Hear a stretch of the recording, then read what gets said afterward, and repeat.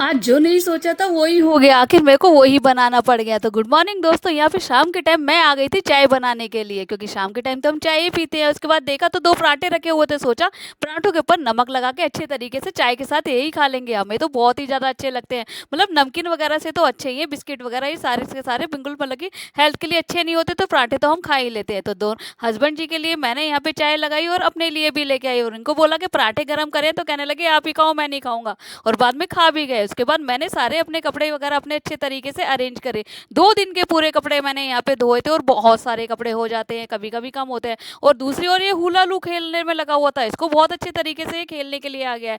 Husband लगे हुए थे अपने काम वगैरह करने के लिए, दूसरी ओर मैं आ गई थी यहाँ पे सबसे बोरिंग काम करने के लिए, मतलब कि प्रेस करने के लिए। सबसे बोरिंग काम मुझे प्रेस का ही लगता है। तो बस इसी तरीके से इन सबका सारे के सारे मैंने कपड़ों को प्रेस किया, जितने भी हो सकते थे सारे के सारे मैंने कर दिए। तो मेरा तो प्रेस का काम खत्म ही हो गया यहाँ पे। उसके बाद फिर मैं आ गई थी छोटे बेटे को लेने के लिए, बहुत देर से रो रहा था, तो इसको सोचा चलो अच्छी तरीके से पार्क में घुमा देंगे। यहाँ पे पार्क में हस्बैंड जी लेके आ गए थे हम सबको, तो हमने अच्छे तरीके से यहाँ पे पार्क का व्यू बहुत ही ज्यादा अच्छा लग रहा था, और बहुत ही ज्यादा अच्छा लगी। दोनों के दोनों बहुत ही अच्छे तरीके से खेल रहे थे, और बड़ा वाला तो भाग लेता है भाई अपने खेल खेलने के लिए, और छोटा वाला रह जाता है। तो आज इसने भी मतलब कि अच्छे तरीके से पूरे पार्क में इसने भी घूमा। और दूसरी दूसरी ओर हुआ ये कि ये मेरे पास ना बैठ गई, तो दूसरी ही इसने भी अपनी एक मंडली बना ली। ये दूसरी आंटियों के पास जाके बैठ गया, और दूसरी ओर यहाँ पे ये पत्थर से खेलने में लगा हुआ था।